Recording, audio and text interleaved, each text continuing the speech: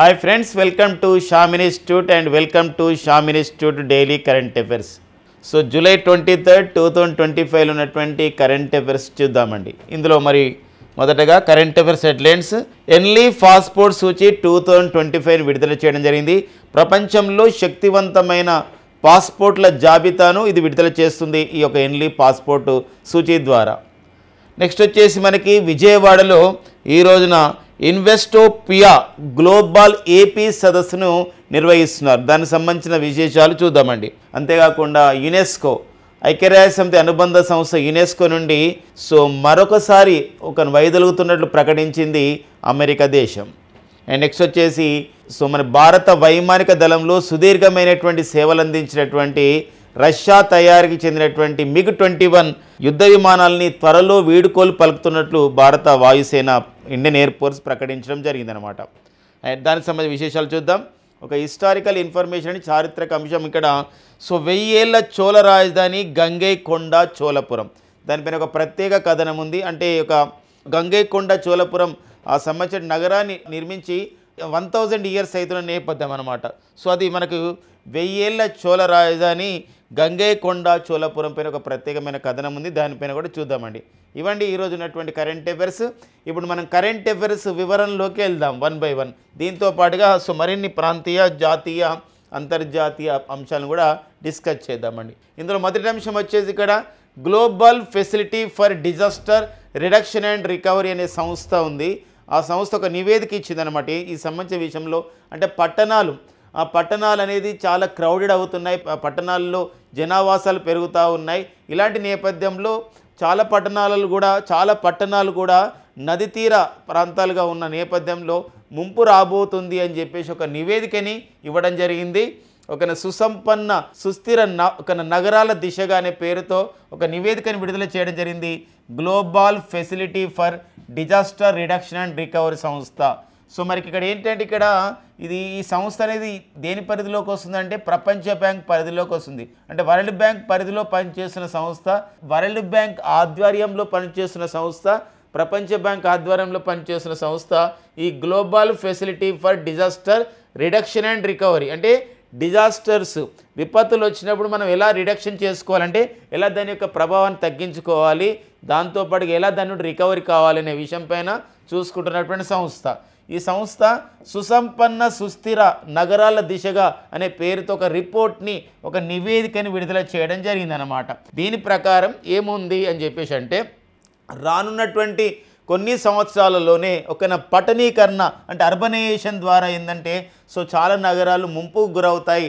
అందులో మన భారతదేశంలో అయితే 3 వంతుల జనాభా ఈ యొక్క ముంపుకు గురి కాబోతుంది. ఎందుకోసం అంటే ఆ 3 వంతుల జనాభా కూడా మనకి ఏంటంటే నగరాల్లో నివసిస్తుందని చెప్పేసి ఈ నివేదిక యొక్క సారాంశం అనమాట. పర్టికులర్గా మనం చూసినట్లయితే ఈ నివేదిక ప్రకారం ప్రపంచ బ్యాంక్ అనుబంధ సంస్థ అయినటువంటి global facility for disaster reduction and ఒక రికవరీ ఇచ్చినటువంటి సంస్థ నివేదిక ప్రకారం భారతదేశంలో హైదరాబాద్, బెంగళూరు, ఇండోర్ నగరాలకు ప్రధానంగా ముప్పు అనేది ఉంటుంది. ఈ నగరాల సంబంధించినటువంటి నది తీరాలు ఉన్నాయి కాబట్టి నది తీర ప్రాంతాలు ఈ నగరాలు ఉన్నాయని చెప్పేసి నివేదిక ఇచ్చింది. అంతేకాకుండా 2020లో పట్టణ జనాభా 48 కోట్లు ఉంటే మన దేశంలో 2050 నాటికి పట్టణ జనాభా 95.1 కోటిగా మారబోతుంది. అంత జనాభా పెరగబోతుంది. అండ్ 2070 నాటికి పట్టణ జనాభా అనేది మన దేశంలో ఇప్పుడు 110 కోట్లకు రాబోతుంది 2070 నాటికి. ప్రస్తుతం మన భారతదేశ జనాభా వచ్చేసి 146 కోట్లు ఉంది. కానీ ఇందులో మరి పట్టణ జనాభా అనేది ఎక్కువగా ఉంది. ఈ పట్టణ జనాభా పెరుగుతూ ఉంది రోజు రోజుకి. అలాంటప్పుడు పట్టణాలు కూడా చాలా చోట కూడా నది తీర ప్రాంతాల్లో ఉన్నాయి. ఇలాంటి నేపథ్యంలో మరి సరైనటువంటి చర్యలు చేపట్టాలి. సరైనటువంటి శానిటేషన్ కానివ్వండి, సరైనటువంటి ఈ నది తీర ప్రాంతాల్లో నదులు ఆ విధంగా సక్రమంగా వెళ్ళే విధంగా చేయాలి. వాటిని ఆక్రమణ చేసుకున్నామనుకోండి ముంపు ఖచ్చితంగా గురవుతుంది అని చెప్పేసి ఈ నివేదిక యొక్క సారాంశం అన్నమాట. ఇది మన global facility for disaster reduction and recovery సంస్థ. అందులో ఉన్న నగరాలు ఏంటి, అలా సంబంధించిన అంచనాలు మనం చూసుకోవాల్సిన అవసరం ఉంటుందన్నమాట. ఈ నేపథ్యంలో ఇటీవల మనం డిస్కస్ చేసుకుంటున్నాం ఇండోనేషియా పైన కూడా గతంలో ఇలాంటి రిపోర్ట్ ఇవ్వడం జరిగింది. ప్రపంచ బ్యాంకుకు అనుబంధంగా పనిచేస్తున్నటువంటి global facility for disaster reduction and recovery సంస్థ. ఆ నేపథ్యంలో ఇండోనేషియా దేశం ఏం చేయడం జరిగిందంటే ఇక్కడ జకర్తా, ఇండోనేషియా రాజధాని జకర్తా నగరం సముద్రక్షయం చేయబోతున్న నేపథ్యంలో ఇండోనేషియా ఒక నూతన రాజధాని నిర్మించుకుంటుందన్నమాట. ఏదండి, నౌసంతర్ అనే పేరుతో నిర్మించుకోవడం జరుగుతుందన్నమాట. ఇది ఇండోనేషియా దేశం. అలా కూడా నేపథ్యం చూసుకోవాలండి. నెక్స్ట్ వచ్చేసి మనకి ఇక్కడ వరల్డ్ బ్యాంక్ అని చెప్పేసి అంటున్నామండి. వరల్డ్ బ్యాంక్, మరి వరల్డ్ బ్యాంక్ అంటున్నప్పుడు మనం తెలుసుకోవాలి ప్రపంచ బ్యాంకు. మరి ప్రపంచ బ్యాంకు యొక్క ప్రధాన కార్యాలయం ఎక్కడ కలదు అని చెప్పేసి అంటే వాషింగ్టన్లో ఉందండి. వాషింగ్టన్ డీసీలో ప్రపంచ బ్యాంక్ ప్రధాన కార్యాలయం ఉంది. అండ్ ప్రపంచ బ్యాంక్ని అండ్ నెక్స్ట్ వచ్చేసి అప్పుడే ఆ టైంలో ఏర్పాటు చేయబడేటువంటి 1944లో 2 సంస్థలు కూడా ఒకటేసారి ఆవిర్భవించడం జరిగింది. ప్రపంచ బ్యాంక్తో పాటు ఏర్పాటు చేయబడేది IMF అండి. అందుకే వీటిని బ్రిటన్ వుడ్స్ కౌలులు అని చెప్పేసి అంటాం. ప్రపంచ బ్యాంక్ మరి IMF 2 సంస్థలు కూడా ప్రధాన కార్యాలయాలు వాషింగ్టన్ డీసీలో ఉంటాయి. మరి ప్రపంచ బ్యాంకుకి ప్రస్తుత అధ్యక్షుడు, ప్రపంచ బ్యాంకుకి ఆ పదవి చేపట్టినటువంటి ప్రపంచ అధ్యక్ష పదవి చేపట్టినటువంటి బ్యాంకు అధ్యక్ష పదవిని చేపట్టినటువంటి 14వ వ్యక్తి, ప్రపంచ బ్యాంకుకు అధ్యక్షుడిగా నియమితులైనటువంటి తొలి భారతీయుడు ఎవరండి, అతనే అజయ్ బంగా. ఎవరండి, అజయ్ బంగా. సో చాలా ఇంపార్టెంట్ అండి, మనకి ఎగ్జామ్లో కూడా వస్తున్న నేపథ్యం అన్నట్టు అజయ్ బంగా. ఓకేనండి, ఇలా మనకి ప్రపంచ బ్యాంకు ఇచ్చిన నివేదిక పైన మనం డిస్కస్ చేసుకున్నాం. ఈ టాపిక్ వచ్చేసి ఇండెక్సెస్, నివేదికలు, రిపోర్ట్స్ పైన మనం చూసుకోవాలండి. నెక్స్ట్ చూద్దాం. ఇక నెక్స్ట్ వచ్చేసి సైన్స్ అండ్ టెక్నికల్ అప్డేట్స్లో CCMB అండ్ మరికొన్ని సంస్థలు కలిసి కొన్ని ప్రయోగాలు చేస్తూ ఉన్నాయి, కొంచెం పరిశోధన చేస్తూ ఉన్నాయి ఈ ఉబకాయం పైన, ఒబిసిటీ పైన. ఎందుకోసమంటే ఒబిసిటీ అనేది దేశంలో పెరుగుతూ ఉంది, ప్రపంచవ్యాప్తంగా కూడా ఒబిసిటీ పెరుగుతూ ఉంది. అలాంటి నేపథ్యం అనమాట. ఐరోపా ఖండం తీసుకోండి, యూరోప్ ఖండం తీసుకున్నట్లయితే ఇక్కడ జన్యు కారకాల ద్వారా జీన్స్ బేస్డ్తో ఎక్కువగా ఒబిసిటీ వస్తుంది. అదే మనం భారతదేశం తీసుకోండి, జన్యు కారకాల కన్నా మన జీవన శైలిలో మార్పులు, పోషకాహారాన్ని తీసుకున్న విషయంలోనే ఎక్కువగా తీసుకున్న విషయంలోనే ఈ యొక్క ఒబిసిటీ వస్తుందనే విషయం మనందరికీ కూడా తెలుసు. ఇలాంటి నేపథ్యంలో మరి ఒక బాల్య దశలోనే ఉబకాయాన్ని, ఒబిసిటీని గుర్తించడానికి CCMB మరికొన్ని సంస్థలు ఒక కన్సార్టియంగా, ఒక గ్రూపుగా, ఒక కొలాబరేటెడ్గా ఏర్పాటు చేయబడి ఏమైందంటే ఒక టెస్టును డెవలప్ చేస్తున్నారు. ఆ టెస్ట్ పేరు వచ్చేసి ఏంటంటే ఆ పరీక్ష పేరు పాలిజెనిక్ రిస్క్ స్కోర్ అని చెప్పేసి అటువంటి పాలిజెనిక్. సో పాలిజెనిక్ అండి, అది ఏమంటే పాలిజెనిక్ రిస్క్ స్కోర్ అని చెప్పేసి ఒక సంబంధించినటువంటి పరీక్షను తయారు చేస్తున్నారు.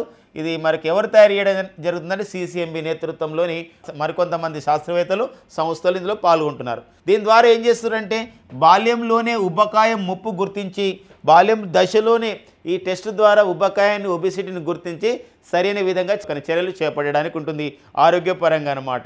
అలాంటి నేపథ్యం. మరి ఇలాంటి సంబంధించిన పరిశోధన అనేది ఏ పత్రికలో ప్రచురించారు ఇటీవల కాలంలో అంటే జర్నల్ నేచర్ అండి. ఏదంటే జర్నల్ నేచర్ అనే ఒక పత్రిక ఉంటుంది.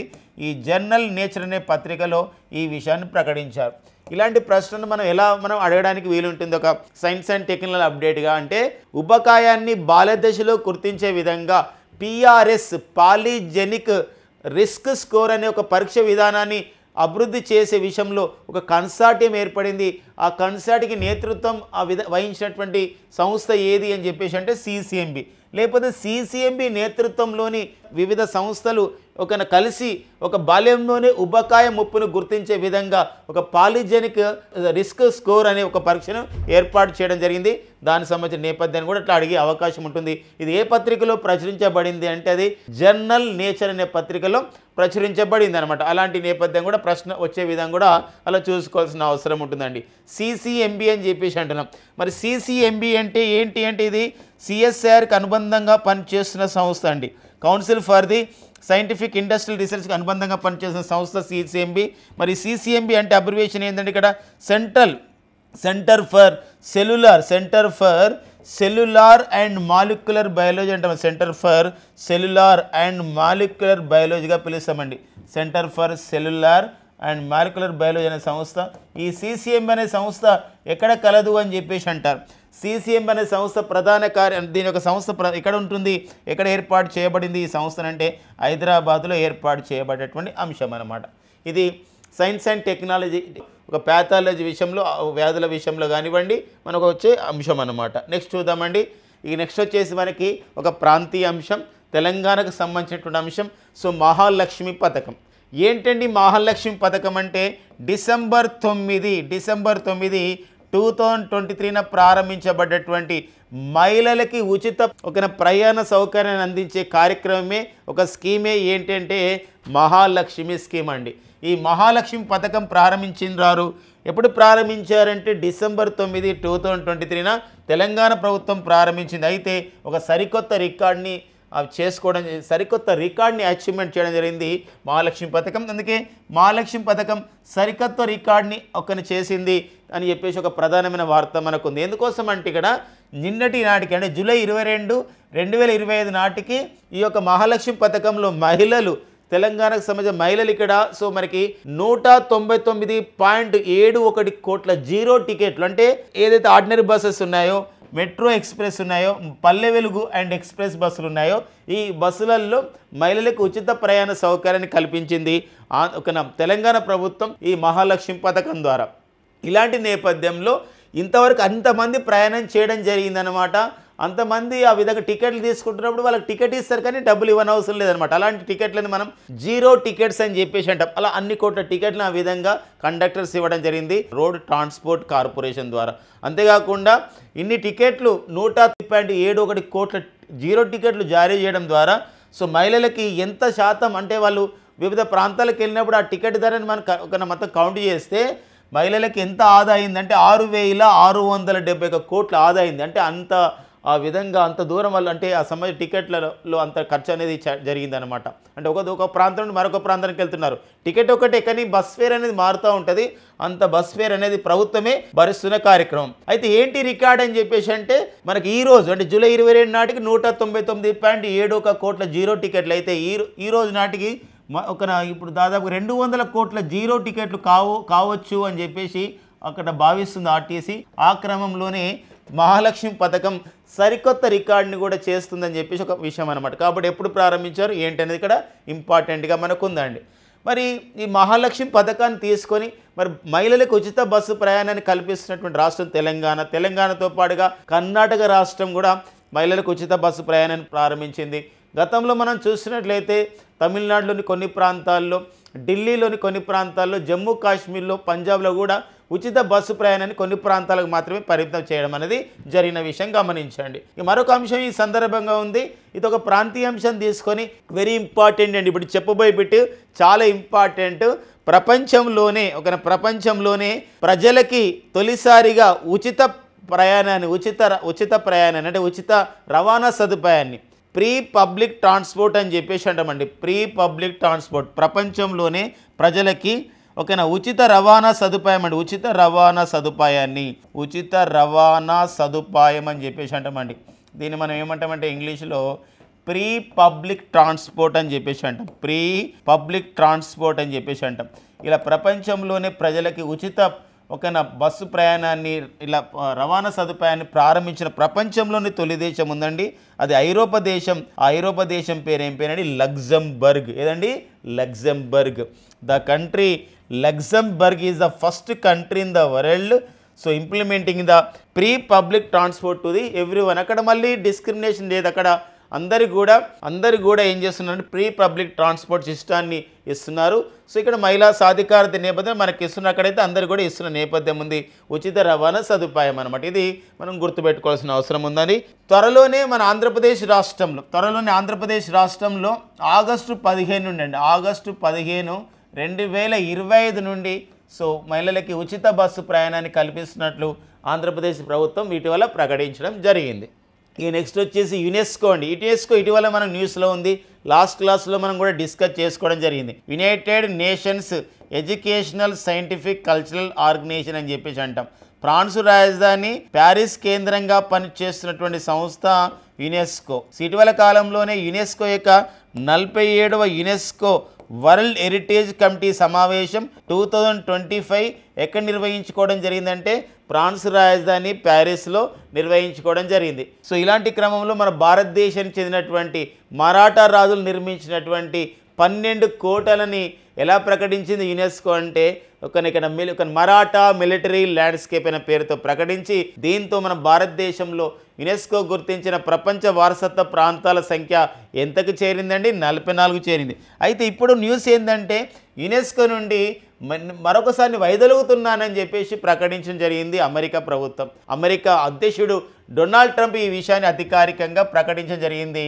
ఏంటి అని చెప్పేసి అంటే సో యునెస్కో ఏదైతే ఒక ఎడ్యుకేషన్ విషయంలో, ఒక సైంటిఫిక్ కల్చరల్ విషయంలో, ఒక సాంస్కృతిక పునర్జీవనం గురించి ఏర్పాటు చేయబడింది.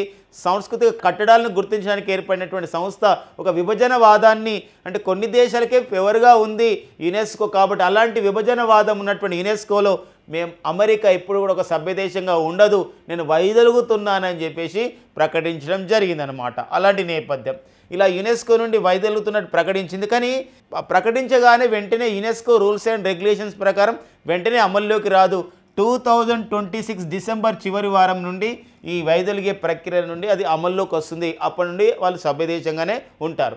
గతంలో కూడా 1984లో ఒకసారి అండ్ గతంలో 2017లో రెండోసారి, ఇప్పుడు 2026 అంటే ఇప్పుడు మళ్ళీ మొత్తం 2026లో మొత్తం కూడా 3 సార్లు ఇప్పటివరకు యునెస్కో నుండి అమెరికా వైదొలగడం జరిగిందనమాట. ఇదొక మనకు నేపథ్యం అండి.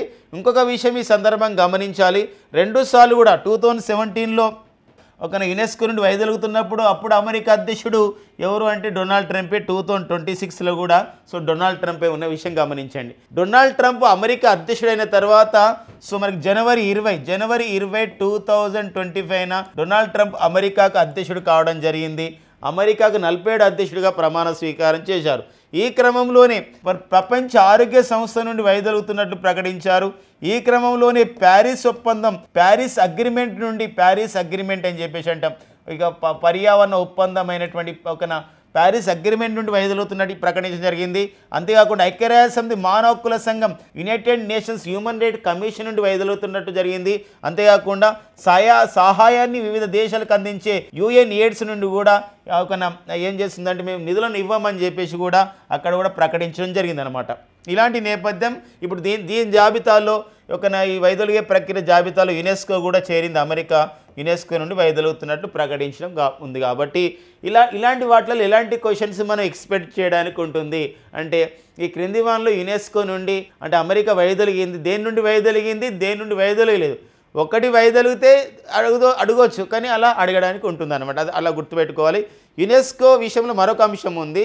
ఇటీవల కాలంలో మే 2025లో యునెస్కో నుండి అంటే అమెరికా కన్నా ముందు యునెస్కో నుండి మరొక దేశం కూడా వైదొలిగిందండి. సో ఏ దేశం వైదొలిగింది ఇటీవల కాలంలో అంటే నికరగువా దేశం అండి. ఏదండి నికరగువా దేశం కూడా వైదొలిగింది.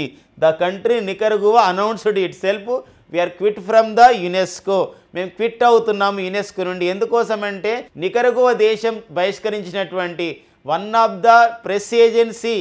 Of the news agency Nicaragua that is banned by the Nicaragua government. Nicaragua government ఏం చేసింది, తమ దేశంలో ప్రభుత్వానికి వ్యతిరేకంగా ఏదైతే కార్యకలాపాలు నిర్వహిస్తుందో ఆ కార్యకలాపాలు నిర్వహిస్తున్నటువంటి ఒక సంస్థ ఉంటుంది, లా ప్రెస్నా. ఏదండి లా ప్రెస్నా. ఈ లా ప్రెస్నా అనే సంస్థని నిషేధించింది ఎవరు? నికరగువా, ఆ దేశంలో ఉన్నటువంటి ఒక వార్తా సంస్థ. అయితే ఈ లా ప్రెస్నా అనే సంస్థకి మే 3, 2025న యునెస్కో ప్రపంచంలో అత్యున్నతమైనటువంటి ఒక పత్రికా పురస్కారమైనటువంటి UNESCO Guillermo Cano press freedom అవార్డుని ప్రకటించడం జరిగింది. అంటే ఇక్కడ నికరగువా అన్నింది ఏంటంటే మేము నిషేధించినటువంటి ఒక వార్తా సంస్థకి సో మీరు అవార్డు ఇవ్వడం అంటే యునెస్కోలో నేను సభ్యదేశంగా ఉన్నాను కాబట్టి నాకు ఇది నచ్చడం లేదు అని చెప్పేసి వెంటనే నికరగువా కూడా యునెస్కో నుండి వైదొలగడం జరిగింది. సో ఇది మన నేపథ్యం అండి. సో మనకి యునెస్కో నుండి వైదొలిగిన నేపథ్యం అనమాట. యునెస్కోకి ప్రెసిడెంట్ డైరెక్టర్ జనరల్గా ఎవరు పనిచేస్తున్నారంటే అడ్రీ అజౌలే. ఎవరండి? అడ్రీ అజౌలే అనేవారు సో ప్రెసిడెంట్ యునెస్కోకి డైరెక్టర్ జనరల్గా పనిచేస్తున్నారు. యునెస్కోకి డైరెక్టర్ జనరల్గా నియమితులైన 2వ మహిళ అడ్రీ అజౌలే. యునెస్కోకి డైరెక్టర్ జనరల్గా పనిచేసిన తొలి మహిళ ఎవరంటే ఇరీనా బొకావ్. ఎవరండి? ఇరీనా బొకావ్. సో అలా నేపథ్యాన్ని కూడా గుర్తుపెట్టుకోవాల్సిన అవసరం ఉందండి. ఇక నెక్స్ట్ కరెంట్ అఫైర్కి అయితే ఇది ఒక అంతర్జాతీయ విషయాలుగా మనం చూసుకోవాల్సిన అవసరం అనేది ఉంటుందన్నమాట. ఓకేనా? ఇది దేశాలు ప్రాముఖ్యత, ఇంటర్నేషనల్ రిలేషన్స్ ఇంటర్నేషనల్ అఫేర్స్లో కూడా చాలా చాలా ఇంపార్టెంట్గా మనకు ఉంటున్న విషయాన్ని గుర్తుపెట్టుకోవాల్సిన అవసరం ఉంటుందన్నమాట. ఓకేనా, నెక్స్ట్ చూద్దామండి. నెక్స్ట్ వచ్చేసి ఒక జాతీయ అంశంగా ఉంది, ఒక సైన్స్ అండ్ టెక్నాలజీ అంశంగా కూడా మనం చెప్పుకోవచ్చు. మరి ఓకేనా, 1963లో మన భారత వాయుసేనలో మన ఇండియన్ ఎయిర్ ఫోర్స్లో జాయిన్ అయ్యాయండి. ఈ యొక్క మన భారత వాయుసేన భద్రత గురించి, మన భారత వాయుసేనను మరింతగా పటిష్టం చేసే ఉద్దేశంతో మన భారతదేశం MiG-21 యుద్ధ విమానాలని ఎక్కడి నుండి కొనుగోలు చేసుకోవడం జరిగిందంటే రష్యా నుండి కొనుగోలు చేసుకోవడం జరిగిందనమాట. సుమారుగా 874 ఒక MiG-21 యుద్ధ విమానాలను మనం కొనుగోలు చేసుకోవడం జరిగింది. సుమారుగా మనం చూసినట్లయితే 61+ ఇయర్స్ 60 సంవత్సరాలు పైబడి మన భారత వాయుసేనలో ఎంతో సేవ చేయడం జరిగింది. ఎన్నో యుద్ధంలో, ఈవెన్ కార్గిల్ యుద్ధంలో కూడా ఈ MiG-21 యుద్ధ విమానాలు వాడడం జరిగింది. ఇలాంటి నేపథ్యం అన్నమాట. 1965, 71, 72 యుద్ధంలో కూడా MiG-21 యుద్ధ విమానాలు పాల్గొన్నాయి. అలాంటి క్రమంలో మరి సుదీర్ఘంగా పనిచేయడం అనే ఒక ప్రధానమైన ఉద్దేశం. అంతేకాకుండా ఇటీవల కాలంలో ఈ MiG-21 యుద్ధ విమానాలని నడుపుతున్నటువంటి ఆ క్రమంలో ఒక్కోసారి కూలిపోతున్నాయి. అలా కూలిపోతున్న నేపథ్యంలోనే MiG-21 యుద్ధ విమానాలు ఇప్పటివరకు సుమారుగా వందల సంఖ్యలో కూలిపోయిన నేపథ్యం ఉంది. సో అలాంటి నేపథ్యంలో అందులో ఉన్నటువంటి మరి పైలట్స్ కూడా మరణిస్తున్నారు. ఒక్కోసారి ఈ యొక్క జనావాసాలు కూడా పడుతున్నాయి. అలాంటప్పుడు దీన్ని ఏం చేద్దామంటే తీసేద్దాం, రిప్లేస్ చేద్దామని చెప్పేసి MiG-21 యుద్ధ విమానాలని రిప్లేస్ చేస్తున్నారనమాట. మరి MiG-21 యుద్ధ విమానాలని ఈ వేటితో రిప్లేస్ చేయబోతున్నారు అని చెప్పేటంటే దీని స్థానంలో ఏది రాబోతుందంటే తేజస్ MK1 అండి. తేజస్ MK1 అని చెప్పేసి సంబంధించి ఒక యుద్ధ విమానాన్ని రిప్లేస్ చేస్తున్నాం. ఇది తేజస్ MK1 యొక్క ప్రత్యేకత ఏంటంటే మన భారతదేశం మన బెంగళూరులో ఉన్నటువంటి సంస్థ హిందుస్థాన్ ఏరోనాటిక్స్ లిమిటెడ్ వాళ్ళు అభివృద్ధి చేసినటువంటి లైట్ కాంబాట్ ఎయిర్ క్రాఫ్ట్ అండి. Light combat aircraft LCA అంటాం. లైట్ కాంబాట్ ఎయిర్ క్రాఫ్టే తేజస్ అని చెప్పేసి అంటామండి. సో ఇది మనకి చేస్తున్న నేపథ్యం అన్నమాట. త్వరలోనే ఇండక్ట్ చేయబోతున్నారు, త్వరలోనే దీన్ని ప్రారంభించబోతున్నారు. అయితే ఈలోపు సెప్టెంబర్ 19, 2025 చండీగఢ్లో ఉన్నటువంటి వైమానిక స్థావరంలో సో ఒక దశలో ఏం చేస్తున్నట్టు ఒక్కొక్క దశ వారీగా ఈ యొక్క MiG-21 వేడుకలు పలకాలని భారత వాయుసేన నిర్ణయించిందని ఒక ప్రధానమైన వార్త మనకు ఉండడం జరిగిందనమాట. 1963లో ఇది మన భారత వాయుసేనలో ప్రవేశపెట్టారు. 874 జెట్ ఫైటర్స్ అంటే దీని యుద్ధ విమానాలు MiG-21 యుద్ధ విమానాలు తీసుకురావడం జరిగింది. సుమారు వందల సంఖ్యలో కూడా కూలిపోయాయి, ఇక కొన్ని మాత్రమే ఉన్నాయి. అంతేకాకుండా ఇవి కూలిపోతున్న నేపథ్యంలో వీటిని ఏమని పిలుస్తున్నారంటే ఎగిరే శవపేటికలు అంటారండి. వీటిని ఎగిరే శవపేటికలు అలాంటి సంబంధించినటువంటి వర్డ్స్ దీన్ని క్రియేట్ చేయడం జరిగింది. అంటే ఎగిరే శవపేటికలు అంటే పైకి వెళ్తున్నాయి, కింద ఊలిపోతున్నాయి. ఎలాంటప్పుడు చాలా సేవలు చేశాయి, చాలా సేవలు అందించే మన భారత వాయుసేనకి, కానీ అవి చాలా సంవత్సరాల నుంచి పనిచేయడం వల్ల రిపేర్కి ఎక్కువ అవుతున్నాయి అనమాట. అందుకోసమే ఆ నిర్ణయం తీసుకోవడం జరిగిందనమాట. ఇది ఒక ఇంపార్టెంట్గా మనం చూసుకోవాల్సిన అవసరం ఉందండి. MiG-21 యుద్ధ విమానాలని వేడుకల ప్రక్రియ జరిగిందనమాట. భారత వాయుసేన అని చెప్పేసి అంటున్నాం. ఇండియన్ ఎయిర్ ఫోర్స్ అన్నప్పుడు మనకు గుర్తుకొచ్చే అంశాలు ఏంటంటే అక్టోబర్ 8ని మనం ఇండియన్ ఎయిర్ ఫోర్స్ డేగా, IAF day, Indian air force డేగా మనం జరుపుకుంటామండి. అక్టోబర్ 8ని మన ఇండియన్ ఎయిర్ ఫోర్స్ డేగా జరుపుకుంటాం. ఓకేనండి ఇక్కడ. సో మరి నెక్స్ట్ వచ్చేసి మనకి మరొక అంశం మనం చూసినట్లయితే మరి ప్రజెంట్ మన భారత ప్రధాన వైమానిక అధికారిగా chief of the air force staff ఎవరు పనిచేస్తున్నారని చెప్పేసి అంటే అతను ఎవరండి? Air chief marshal. అతని హోదా ఏంటంటే అత్యున్నతమైన ప్రధాన వైమానిక అధికారికి ఏమని పేరంటే ఎయిర్ చీఫ్ మార్షల్ ఓకేనా, AP సింగ్ అమర్ప్రీత్ సింగ్ అండి. ఇదే AP సింగ్ అమర్ప్రీత్ సింగ్ అనే విషయాన్ని గమనించండి. ఓకేనా, అమర్ప్రీత్ సింగ్. సో ప్రజెంట్ మన భారత ప్రధాన వైమానిక అధికారిగా వీరున్నడం జరిగిందనమాట. ఓకే ఫ్రెండ్స్, ఇక నెక్స్ట్ చూద్దామండి. ఇక నెక్స్ట్ వచ్చేసి మన భారత సైన్యానికి అపాచీలు. ఓకేనా, ఈ అపాచీలు అనేది ఏంటి అంటే ఒక సంబంధించినటువంటి యుద్ధ హెలికాప్టర్లు. ఓకేనా, గగనతలంలో ఒక యుద్ధ ట్యాంకులుగా, గగనతలంలోని యుద్ధ ట్యాంకులుగా పిలుస్తారండి. గగనతల యుద్ధ ట్యాంకులను గుర్తుపెట్టుకోండి. ఈ అపాచీలకు ఏమని పేరంటే గగనతల యుద్ధ ట్యాంకులు. ఎట్లయితే భూమిపైన యుద్ధ ట్యాంకులు పనిచేస్తాయో ఇది గగనతలంలో ఇట్లా పనిచేస్తూ ఉంటాయి. ఇలా మనం గతంలోనే మన భారత వాయుసేనకి 22 అపాచీ హెలికాప్టర్లు మనం సమకూర్చుకోవడం జరిగింది. ఈ అపాచీకి పూర్తిగా సాంకేతికంగా ఏమని పిలుస్తామంటే అపాచీ AH-64E అని యుద్ధ హెలికాప్టర్ని పిలుస్తాం. సో గతంలోనే అమెరికా దేశంలోని బోయింగ్ సంస్థకి అండ్ భారతదేశం మధ్య ఒప్పందం జరిగింది. 4168 కోట్ల ఒప్పందం ద్వారా 6 అపాచీలని మనం కొనుగోలు చేస్తున్నాం. ఆర్ అపాచీ AH-64E అనే యుద్ధ హెలికాప్టర్ని మనం కొనుగోలు చేస్తున్నాం. మొదటి దశలో భాగంగా నిన్ననే మనకి మన భారత వైమానిక దళానికి ఒక 3 అపాచీలు చేరాయండి. 3 అపాచీలు చేరాయి. ఈ సంవత్సరం చివరన మరో 3 అపాచీలు చేరబోతున్నాయి. అయితే దేనికి చేరాయి? మన భారత సైనిక అవసరాల గురించి. ఇంతవరకు కొనుగోలు చేసినవి దేని గురించి? దేని గురించి అంటే అది మన భారత వాయుసేనకి 22 కొనుగోలు చేశాం. ఇప్పుడు భారత సైనిక అవసరాల గురించి కొనుగోలు చేస్తున్న విషయాన్ని గమనించండి. ఇప్పుడు మన రీసెంట్గా చూడండి, మరి రఫేల్ యుద్ధ విమానాలు ఉన్నాయి. ఈ రఫేల్ యుద్ధ విమానాలు అని చెప్పేసి అంటాం. ఈ రఫేల్ యుద్ధ విమానాల్లో ఆల్రెడీ మనం 36 కొనుగోలు చేసుకున్నాం. ఈ 36 రఫేల్ యుద్ధ విమానాలు ఎవరికి అవసరాల గురించి కొనుగోలు చేసుకున్నాం? ఇండియన్ ఎయిర్ ఫోర్స్ గురించి కొనుగోలు చేసుకున్నాం. ఇప్పుడు రఫేల్లో ఇంకొక వేరియంట్ ఇంకొకటి వచ్చింది, రఫేల్ M అని చెప్పేసి ఇంకొక యుద్ధ విమానాలు కూడా కొనుగోలు చేసుకుంటున్నాం. ఇవి 26 కొనుగోలు చేసుకుంటున్నాం. ఇవి ఎవరి యొక్క అవసరాల గురించి కొనుగోలు చేసుకుంటున్నాం అంటే భారత నావికా దళం గురించి, ఇండియన్ నేవీ గురించి మనం కొనుగోలు చేసుకోవడం జరుగుతుంది. సో నెక్స్ట్ వచ్చేసి మనకి మరొక జాతీయ అంశం అండి. సో మరి ఏంటి ఈ జాతీయ అంశం అని చెప్పేసి అంటే భారత్ పాక్ సరిహద్దుల్లో ఒక డ్రోన్ స్క్వాడ్రన్ ఏర్పాటు చేస్తున్నారు. స్క్వాడ్రన్ అంటే గ్రూప్ ఆఫ్ ది యాక్టివిటీస్ జరిపే ఒక సంబంధించి దాన్ని మనం ఏమంటామంటే స్క్వాడ్రన్ అని చెప్పేసి అంటాం. స్క్వాడ్రన్ అంటారు, ఇది స్క్వాడ్రన్ అని చెప్పేసి అంటామండి. ఇది ఒక సైనిక పైన ఒక పరిభాష అన్నమాట, ఓకేనండి. సో స్క్వాడ్రన్ అని చెప్పేసి అంటాం. సో మరి డ్రోన్ స్క్వాడ్రన్ అంటే ఏంటంటే సో మనం ఆపరేషన్ సింధూర్ అనే ఒక కార్యక్రమం నిర్వహించుకోవడం జరిగింది. సో ఆపరేషన్ సింధూర్ అండి. ఈ ఆపరేషన్ సింధూర్ కార్యక్రమంలో మరి పాక్ ఆక్రమిత కాశ్మీర్లోని 5 ఉగ్రవాద స్థావరాలని, పాకిస్తాన్ 4 ఉగ్రవాద స్థావరాలని సో దాన్ని మొత్తం కూడా కొలాప్స్ చేయడం జరిగింది. ఈ యొక్క ఆపరేషన్ సింధూర్ అనే కార్యక్రమం ద్వారా పహల్గామ్ దాడికి ఆ విధంగా మనము దానికి పహల్గామ్ దాడి నేపథ్యంలో ఇది మనం చేయడం జరిగింది మన భారతదేశం, మన భారత రక్షణ శాఖ. ఇలాంటి నేపథ్యంలో ఆపరేషన్ సింధూర్ టైంలో పాకిస్తాన్కి ఒక సపోర్ట్ చేసినటువంటి తుర్కీ కానివ్వండి, పాకిస్తాన్కి సపోర్ట్ చేసిన చైనా దేశాలు మన పైకి కొన్ని డ్రోన్స్ను ఆ విధంగా చేయడం జరిగింది. అంటే పాకిస్తాన్ భూభాగం నుండి చేయడం జరిగింది. అలాంటి డ్రోన్స్ని మనం మట్టుబెట్టాం. కానీ రానున్న రోజుల్లో మళ్ళీ పెద్ద ఎత్తున డ్రోన్స్ వచ్చినప్పుడు మనం ఎలాంటి సాంకేతికత వాడాలి, అలాంటి విషయంలోనే భారత్ పాక్ సరిహద్దులో ఒక డ్రోన్ స్క్వాడ్రన్ ఏర్పాటు చేస్తున్నామని చెప్పేసి BSF బార్డర్ సెక్యూరిటీ ఫోర్స్ ప్రకటించడం జరిగిందనమాట. మరి BSF పశ్చిమ కమాండ్ ప్రధాన కేంద్రం ఆధ్వర్యం భారత్ పాక్ సరిహద్దులో డ్రోన్ స్క్వాడ్రన్ అనేది నడుస్తుంది. ఎవరికి ఆధ్వర్యంలో? పశ్చిమ కమాండ్ అంటే చెప్పేసి అంటే BSF మరి పశ్చిమ కమాండ్ ఉంది, మనకి ఆ ప్రధాన కేంద్రం ఉంటుంది, దాని ఆధ్వర్యంలోనే మరి పనిచేయడం జరుగుతుంది అనమాట ఈ యొక్క డ్రోన్ స్క్వాడ్రన్. సో BSF విషయంలో అనమాట, ఓకేనండి.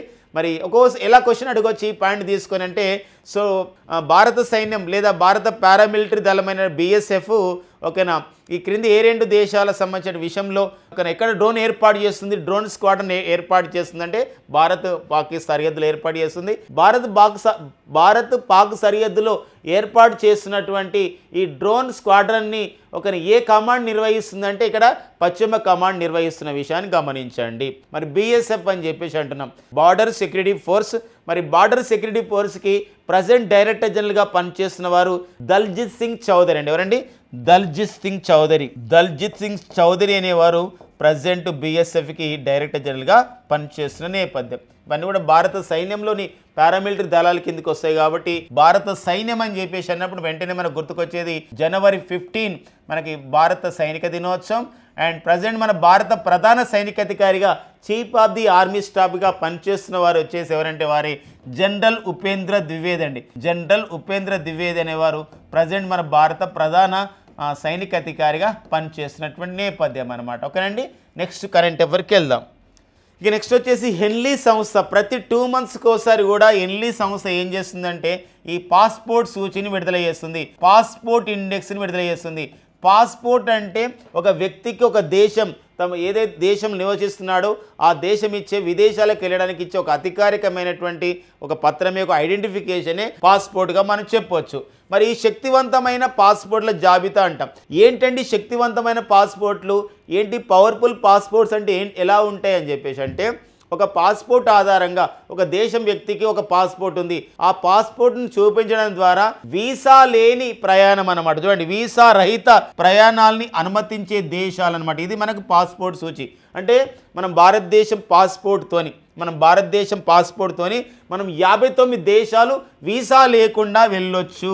అలాంటి దాన్ని శక్తివంతమైన పాస్పోర్ట్ అంటాం. అంటే ఏ దేశానికైతే ఒక పాస్పోర్ట్ చూసుకొని ఏ దేశానికైతే ఒక దేశ వ్యక్తికి ఎక్కువగా వీసా లేని ప్రయాణాన్ని అందజేస్తాయో అలాంటి దాన్ని శక్తివంతమైన పాస్పోర్ట్ జాబితాలో మొదటి స్థానంలో పెడతారు. ఇప్పుడు సింగపూర్ దేశం, సింగపూర్ పాస్పోర్ట్తో సింగపూర్ వ్యక్తి 193 దేశాలకి వీసా రహిత ప్రయాణాలు చేయొచ్చు. అందుకే ప్రపంచంలో అత్యంత శక్తివంతమైన passport, most powerful passport according to the Henley passport index అంటే దట్ ఈస్ కాల్డ్ సింగపూర్ అండి. అండ్ జపాన్, దక్షిణ కొరియా దేశాలు 190 దేశాలకు వెళ్ళి రావచ్చు. And Denmark, Finland, France, Germany, Ireland, Spain దేశాల వాళ్ళు ఇలా 3వ స్థానం ఉన్నారండి. సింగపూర్ మొదటి స్థానం, జపాన్, దక్షిణ కొరియా 2వ స్థానం, Denmark, Finland, France, Germany, Ireland, Spain 3వ స్థానం ఉంది. అండ్ నెక్స్ట్ వచ్చేసి ఇక్కడ అంటే సింగపూర్ మొదటి స్థానం ఉంది, జపాన్, దక్షిణ కొరియా సంయుక్తంగా 2వ స్థానం, Denmark, Finland, France, Germany, Ireland, Spain సంయుక్తంగా 3వ స్థానం ఉంది. మరి భారతదేశం ఎన్నో స్థానం ఉందంటే ఈ ప్రపంచంలో అత్యంత శక్తివంతమైన పాస్పోర్ట్ సూచీల్లో ఎన్లీ పాస్పోర్ట్ సూచీలో మన భారతదేశం 77వ స్థానం ఉంది. మన భారతదేశ పాస్పోర్ట్తో వీసా లేని అంటే వీసా రహిత ప్రయాణాలు సో మనం ఎన్ని చేయొచ్చు ఫ్రీ వీసా అంటే 59 దేశాలు అనమాట. మరి ఎన్లీ పాస్పోర్ట్ సూచీలో లీస్ట్ ప్లేస్ ఏది ఉంది అంటే ఈ యొక్క ఆఫ్ఘనిస్తాన్ పాస్పోర్ట్ ద్వారా కేవలం 25 దేశాలు మాత్రమే వీసా లేని ప్రయాణాలు చేయడానికి ఉంటుందన్నమాట. ఇది పాస్పోర్ట్. ఒక నివేదిక వచ్చినప్పుడు నివేదిక పేరేంటి, నివేదిక పేరు, నివేదికని ఎవరు విడుదల చేస్తున్నారు, విడుదల చేసే సంస్థ, అంతేకాకుండా నివేదికను విడుదల చేసే సంస్థతో పాటుగా ఏ అంశాల ఆధారంగా ఇండికేటర్స్ ఏంటి, ఏ అంశాల ఆధారంగా ఈ నివేదిక తయారు చేస్తారు, మొదటి 3 స్థానాల్లోని దేశాలేవి, భారతదేశం స్థానం ఏంటి అండ్ చివరి స్థానం ఏంటి, ఇలా ఒక సంబంధించినటువంటి మనం ఒక ఇండెక్స్ నేర్చుకుంటున్నప్పుడు ఈ అంశాలు మనం చూసుకున్నాం అనుకోండి, ఎలాంటి క్వశ్చన్ వచ్చినా కూడా మనం ఆన్సర్ చేయగలుగుతాం అనమాట. ఓకేనా, నెక్స్ట్ చూద్దాం. ఇక నెక్స్ట్ వచ్చేసి ఒక ప్రాంతీయ అంశం అండి. ఆంధ్రప్రదేశ్లో జరుగుతున్న అంశం, విజయవాడలో ఈరోజు ప్రారంభమవుతున్నటువంటి ఒక కార్యక్రమం. సో ఆంధ్రప్రదేశ్ రాష్ట్రంలో పెట్టుబడుల్ని ఆకర్షించడం అనే ప్రధానమైన ఉద్దేశంతో గతంలోనే ఆంధ్రప్రదేశ్ రాష్ట్రంలో పెట్టుబడులని ప్రోత్సహించే విషయంపైన ఒక టాస్క్ ఫోర్స్ కూడా ఏర్పాటు చేయడం జరిగింది. ఆ టాస్క్ ఫోర్స్కు చైర్మన్గా నటరాజ చంద్రశేఖరన్ అండి. మరి నటరాజ చంద్రశేఖరన్ గారు టాటా గ్రూప్ చైర్మన్ గారిని నియమించడం జరిగింది. వారు ఇటీవల తన ఆ కమిటీ రిపోర్ట్ కూడా సబ్మిట్ చేయడం జరిగింది. ఇలాంటి నేపథ్యంలో మరి ఇన్వెస్టోపియా అని చెప్పేసి అంటామని ఇన్వెస్టోపియా గ్లోబల్ ఏపీ అనే పేరుతో ఒక సదస్సు నిర్వహిస్తున్నారు.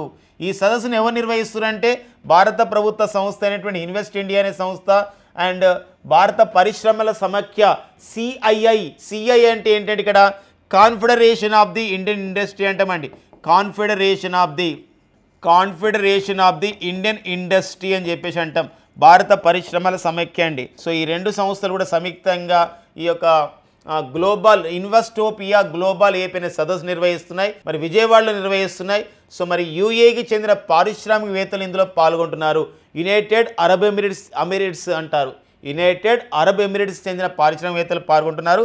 ఇందులో ప్రధానంగా 4 అంశాలపైన ఫోకస్డ్గా డిస్కస్ చేయబోతున్నారు. ఏంటి అంశాలంటే భారత్ యూఏఈ మధ్య ఆర్థిక సంబంధాలను ఎలా బలోపేతం చేయాలి, అంతేకాకుండా యూఏఈ ఏపీ యొక్క భాగస్వామ్యం ఏంది, అంటే ఏపీలో యూఏఈ వాళ్ళు ఎలాంటి పెట్టుబడులు పెట్టాలి, లేదా ఏపీ సంబంధించినటువంటి అంశాన్ని యూఏఈలో ఎలా మనం అంటే అక్కడేమన్నా మనం ఏపీ సంబంధించిన వాళ్ళు ఏమైనా చేయడానికి ఉంటుందా, అంతేకాకుండా ఇక్కడ ఇండియా ఫుడ్ కారిడార్ ఇండియా అంటే గతంలో యూఏఈ ప్రకటించింది మేము భారతదేశంలో వ్యవసాయ రంగంలో ఇన్వెస్ట్ చేయబోతున్నామని. ఈ క్రమంలో ఇండో ఫుడ్ కారిడార్ని ఏర్పాటు చేసే అంశం పైన, అంతేకాకుండా దీనికి కావాల్సినటువంటి టెక్నాలజికల్ సపోర్ట్ సాంకేతిక సహాయం పైన ప్రధానంగా ఈరోజు చర్చించబోతున్నారు అన్నమాట. ఇలాంటి క్రమంలో మనకి ఇది ఒక ప్రధానమైన వార్త మనకి ఇక్కడ ఉంది. మరి నేడు ఇన్వెస్టోపియా గ్లోబల్ ఏపీ సదస్సు, మరి దీనికి మరి ఒక యూఏఈ ఆర్థిక శాఖ మంత్రి అయినటువంటి బిన్ టౌక్ ఆల్మరీ అండి. ఎవరంటే అతని పేరు బిన్ టౌక్ ఆల్మరీ అనేవారు సో మొక్కన చంద్రబాబు నాయుడు గారు వీరికి స్వాగతం పలకడం కూడా జరిగిన నేపథ్యం అన్నమాట. ఇది ఒక ఇంపార్టెన్స్గా చూసుకోవాల్సిన అవసరం ఉందండి. మరి ఈరోజు ఈ యొక్క అంశము ఈ మీటింగ్ అయిపోయిన తర్వాత, ఈ సదస్సు అయిపోయిన తర్వాత ఎలాంటి పెట్టుబడులు వచ్చాయి ఏంటి అనే అంశాన్ని మనం చూసుకునే ప్రయత్నం చేద్దామండి. ఓకేనా, నెక్స్ట్ చూద్దాం. నెక్స్ట్ కరెంట్ అఫైర్ చూద్దాం. ఇక నెక్స్ట్ వచ్చేది ఒక హిస్టారికల్ విషయం అండి. సో మనకి తంజావూరు, తమిళనాడు తంజావూరు అంటే వెంటనే గుర్తుకొస్తుంది బృహదీశ్వర ఆలయం. మరి బృహదీశ్వర ఆలయాన్ని మనకి గతంలోని యునెస్కో 1987లోని యునెస్కో ప్రపంచ వారసత్వ జాబితాలో చేర్చడం జరిగింది. వరల్డ్ హెరిటేజ్ సైట్గా 1987లోనే గుర్తించడం జరిగింది. యునెస్కో చేత మన భారతదేశంలో గుర్తించబడ్డ ప్రపంచ వారసత్వ ప్రాంతాల సంఖ్య 44 చేరింది, మరాఠా మిలిటరీ ల్యాండ్స్కేప్తో కలుపుకొని. ఇలాంటి క్రమంలో మరి ఇక్కడ మనకి 1000 ఏళ్ల చోళ రాజధాని ఒక ప్రధానమైన వార్త మనకు ఉందండి. అంటే సో హిస్టారికల్గా చారిత్రకమైన అంశం అయినటువంటి గతంలో 1000 సంవత్సరాల కింద నిర్మించినటువంటి ఒక నగరము ఈరోజు ఈ యొక్క గంగైకొండ చోళపురం. ఇక్కడ మనం ఇమేజ్లో చూడొచ్చు. ఈ గంగైకొండ చోళపురం అనే నగరం నిర్మించారు.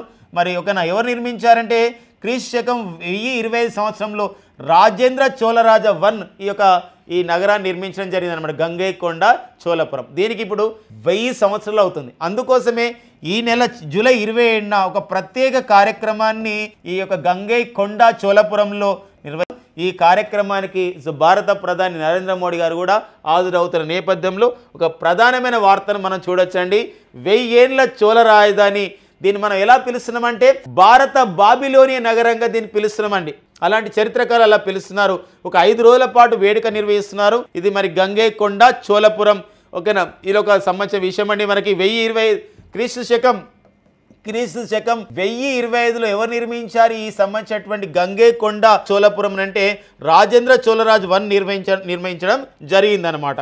సో ఇదొక ఇంపార్టెంట్గా మనకు ఉంటుందండి. మనకి చోళ గంగం చెరువులో కలిపారు గతంలో అని చెప్పేసి ఇక్కడ చరిత్ర మనకు ఉంటుంది.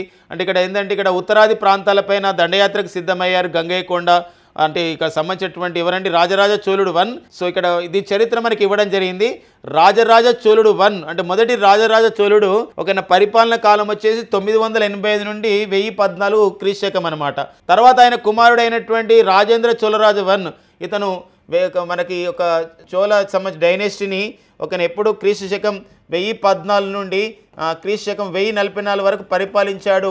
ఎవరండి ఇతను గంగైకొండ సంబంధించినటువంటి రాజేంద్ర చోళరాజు 1 అట్లా పరిపాలించాడు.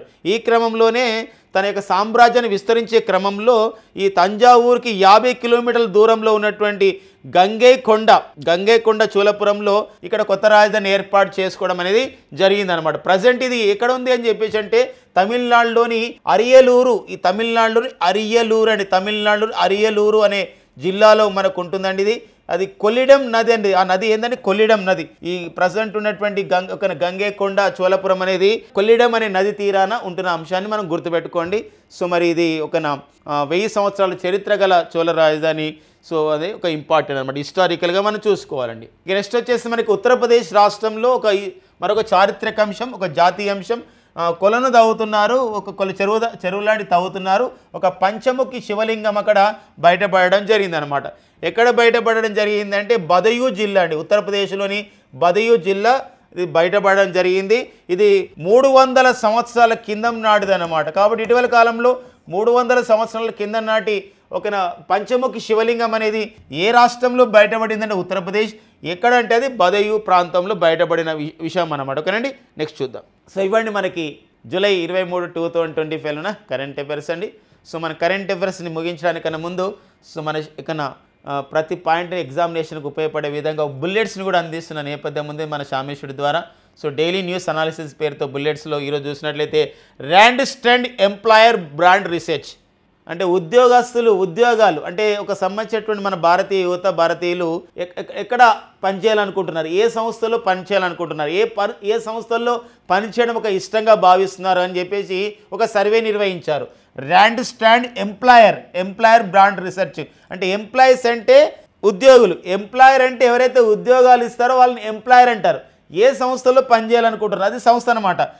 ఒక ర్యాండ్ స్టార్ ఎంప్లాయర్ బ్రాండ్ రీసెర్చ్లో మొదటి 3 స్థానాల్లో నిలిచిన సంస్థలు ఏవి 2025 అంటే Tata group, Google India, Infosys. అంటే మన భారతీయులు ఈ సంస్థల్లో పనిచేయడానికి ఇష్టపడుతున్నారు. అంటే ఇక్కడ భారతీయులు ఉద్యోగాలు చేయడానికి ఇష్టపడుతున్న సంస్థలు ఏవి అని చెప్పేసి ఒక క్వశ్చన్ అడిగితే ఈ ర్యాండ్ స్టాండ్ అనే సర్వే నిర్వహిస్తే ఏం తెలిసిందంటే ఇక్కడ టాటా గ్రూప్, గూగుల్ ఇండియా, ఇన్ఫోసిస్లు మొదటి 3 స్థానాల్లో ఉండడం జరిగింది. క్వశ్చన్ మనకి ఇంపార్టెంట్ అండి, ఆన్సర్ మనం చూసుకోవాలండి. దేశంలో ప్రతి పోలింగ్ కేంద్రం పరిధిలో 1200 మంది మాత్రమే ఉంటారనమాట. దేశంలో ప్రతి పోలింగ్ కేంద్రం పరిధిలోనూ 1200 మంది కంటే తక్కువ ఓటర్లను కలిగి ఉన్నటువంటి తొలి రాష్ట్రంగా ఈరోజు బీహార్ రాష్ట్రం నిర్వహించుకోవడం జరిగింది. భారత ఎన్నికల సంఘం ఏర్పాటు చేయబడి 75 ఇయర్స్ అవుతున్న సందర్భంగా ఎన్నో రిఫార్మ్స్ తేవాలని ఎలక్షన్ కమిషన్ ఆఫ్ ఇండియా భావిస్తుంది. ఈ క్రమంలో ఓటు వేయడం అనేది ఒక 18 సంవత్సరాలు నిండినటువంటి వ్యక్తి ఓటు వేయడం అనేది ఒక బాధ్యతగా ఫీల్ అవ్వడం ఎంత ఇంపార్టెంటో, ఓటు హక్కును ఆ విధంగా స్వీకరించే విషయంలో కానీ, ఓటు హక్కును నమోదు చేసుకునే విషయంలో కానీ, వచ్చి ఆ పోలింగ్ బూత్లో వేయడానికి కానీ సరైన సౌకర్యాలు కల్పించడం కూడా అంతే ఇంపార్టెంట్ అనమాట. ఆ క్రమంలో ఎక్కువ క్రౌడెడ్గా ఉండకుండా ప్రతి పోలింగ్ స్టేషన్కి ఒక 1200 మంది మాత్రమే ఉండే విధంగా చర్యలు చేపట్టారు. అది ఎక్కడ సాధ్యమైందంటే బీహార్ రాష్ట్రంలో సాధ్యమైంది. అందుకోసం చూసారా, దేశంలో ప్రతి పోలింగ్ కేంద్రం పరిధిలోనూ 1200 మంది కంటే తక్కువ ఓటర్లను కలిగి ఉన్నటువంటి తొలి రాష్ట్రంగా ఈరోజు గుర్తించబడింది బీహార్ రాష్ట్రం.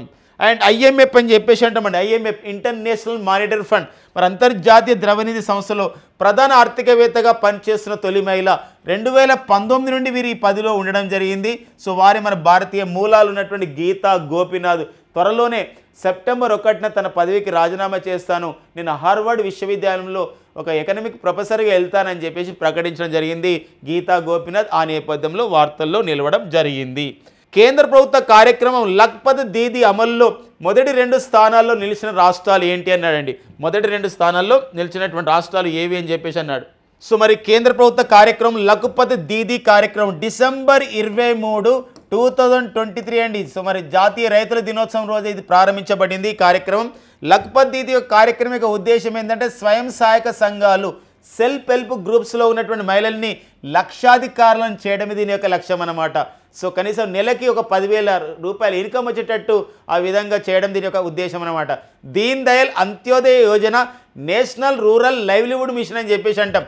DAY Deen Dayal Antyodaya Yojana, national rural livelihood మిషన్లో భాగంగా ఈ లఖ్పత్ దీదీ అనే కార్యక్రమం రూపొందించడం జరిగింది. దీని ద్వారా ఇలా స్వయం సహాయక సంఘాలకు రుణాలు ఇవ్వడం, వివిధ సమాచార కార్యక్రమాలను వాళ్ళు అమలు చేయడం జీవనోపాధికి.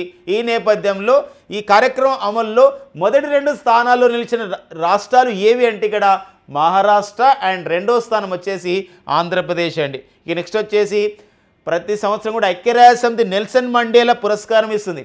నెల్సన్ మండేలా పేరుతో మనకు 4-5 పురస్కారాలు ఉన్నాయి. బట్ ఇక్కడ ఏంటంటే ఐక్యరాజ్యసమితి ఇచ్చే నెల్సన్ మండేలా పురస్కారం, యునైటెడ్ నేషన్స్ ఇచ్చే మరి ఐక్యరాజ్యసమితి ఇచ్చే నెల్సన్ మండేలా పురస్కారం 2025 సంవత్సరానికి పొందిన వారు కెన్యా దేశానికి చెందినటువంటి డాక్టర్ కెనెడే బడాడే. ఎవరండి?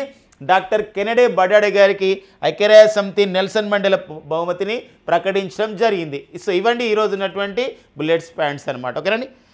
ఓకేనా ఫ్రెండ్స్, ఇది ఈరోజు మనకు జూలై 23, 2025 ఉన్నటువంటి సో ముఖ్యమైన ఎగ్జామ్కి ఉపయోగపడే కరెంట్ అఫైర్స్ని సో మరి వివిధ సోర్సెస్ ద్వారా సేకరించి ఒక ఎగ్జామినేషన్ పాయింట్ టేబుల్లో సో మంచి కాంపిటేటివ్ ఎగ్జామ్స్కి ఉపయోగపడే విధంగా, మీరు ఏ కాంపిటేటివ్ ఎగ్జామ్స్ రాసినా ఉపయోగపడే విధంగా సో మన షామిషుడి ద్వారా సో మీకు అందజేస్తున్నారు ఎవ్రీడే. ఖచ్చితంగా మీరు వీటిని ఫాలో అయ్యే ప్రయత్నం చేయండి, మీ ఫ్రెండ్స్కి కూడా షేర్ చేసే ప్రయత్నం చేయండి. కంటెంట్ నచ్చితే సో లైక్ చేయండి, షేర్ చేయండి. సో షామిషుడి యూట్యూబ్ ఛానల్ని సబ్స్క్రైబ్ చేయండి. తద్వారా మరిన్ని అప్డేట్స్ మీకు వస్తాయండి. Thank you friends and all the best.